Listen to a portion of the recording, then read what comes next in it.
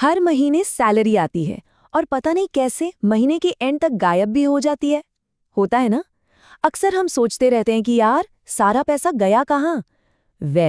ये कहानी लगभग हम सबके घर की है। तो चलिए आज इसी पजल को सॉल्व करते हैं। एक बहुत ही सिंपल तरीके से समझेंगे कि इसका हिसाब किताब कैसे रखें। तो सबसे पहला और सबसे जरूरी सवाल, आखिर ये पैसा जाता कहाँ है? महीना खत्म होता है, हम अकाउंट चेक करते हैं और सोचते हैं कि अरे पैसे तो आए थे पर बचे क्यों नहीं, किधर गए? पता है इस सवाल का जवाब क्या है? एक बहुत ही सिंपल सा टूल है जिसे कहते हैं कैश फ्लो स्टेटमेंट। हाँ, आई नो, नाम सुन के थोड़ा टेक्निकल लग रहा होगा, बट ट्रस्ट मी, इसका काम बिल्कुल बिल्कुल सिंपल है। आप बस इसे अपने घर की पैसे की डायरी समझ लीजिए, एक ऐसी डायरी जो आपके हर एक रुपए का हिसाब रखती है। तो अब इस पैसे की डायरी को और भी आसान तरीके से कैसे समझें? चलिए एक छोटा सा एग्जाम्पल लेते हैं। सोचिए एक पानी की टंकी है। हाँ, एक सिंपल वाटर टैंक। ये एनालॉजी आई प्रॉमिस पूरे कॉन्सेप्ट को एकदम क्रिस्टल क्लियर कर देगी। अब देखिए इसको, कितना आसान है राइट? जो आपकी इनकम है वो है टंकी में भरता हुआ पानी, ठीक है? और जो आपके खर्चे हैं वो है टंकी से निकलता हुआ पानी। सिंपल। तो फिर ये कैश फ्लो स्टेटमेंट क्या है? अरे वो तो बस वो मीटर है जो टंकी पे लगा है, जो बस ये बता रहा है कि भाई कितना पानी अंदर आया और कितना बाहर गया। एकदम साफ हिसाब है ना? लेकिन सवाल ये है कि आखिर ये मीटर लगाना इतना जरूरी क्यों है?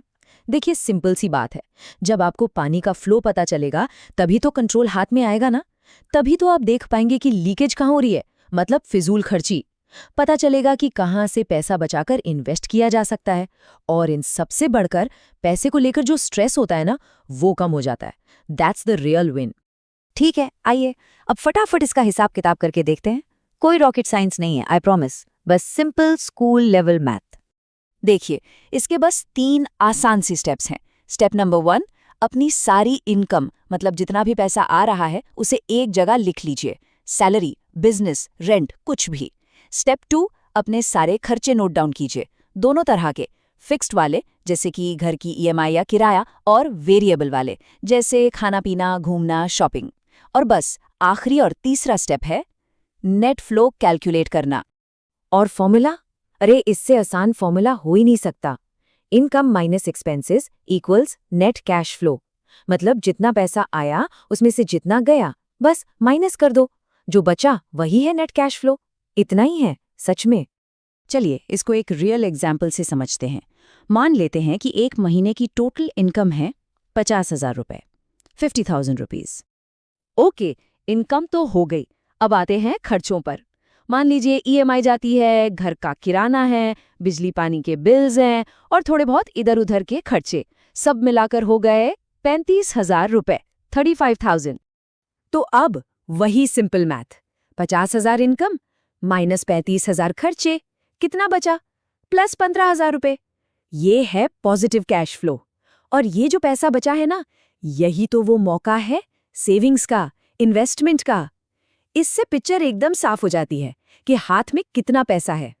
लेकिन व्हाट इफ अगर ये हिसाब नेगेटिव में आ जाए तो सबसे पहले टेंशन बिल्कुल नहीं लेनी।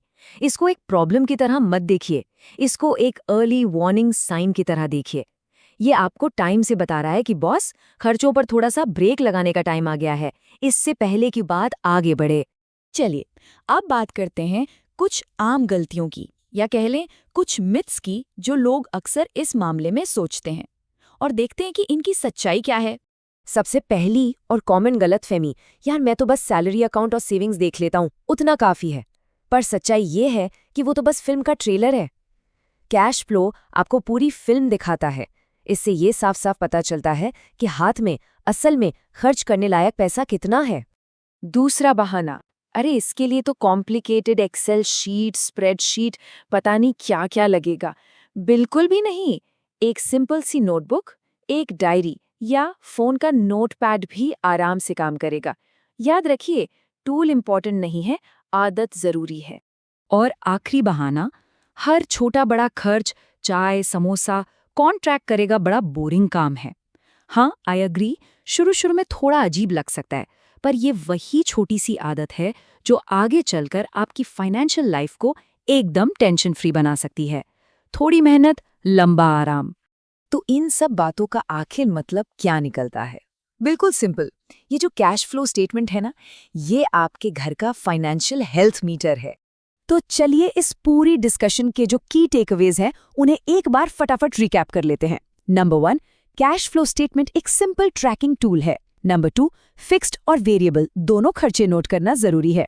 3, पॉजिटिव फ्लो एक मौका है और नेगेटिव फ्लो एक वार्निंग साइन। और सबसे इंपॉर्टेंट, ये आदत लॉन्ग टर्म में फाइनेंशियल क्लैरिटी लाती है। इस पूरे कॉन्सेप्ट को अगर सिर्फ एक लाइन में समेटना हो तो बस ये याद रखिए, कैश फ्लो स्टेटमेंट आपके घर के पैसे की डायरी है। जैसे वाटर मीटर पानी का फ्लो बताता है, ठीक वैसे ही ये पैसे का फ्लो बताता है। तो अब आखिरी सवाल, क्या आपके घर का ये मीटर ऑन है?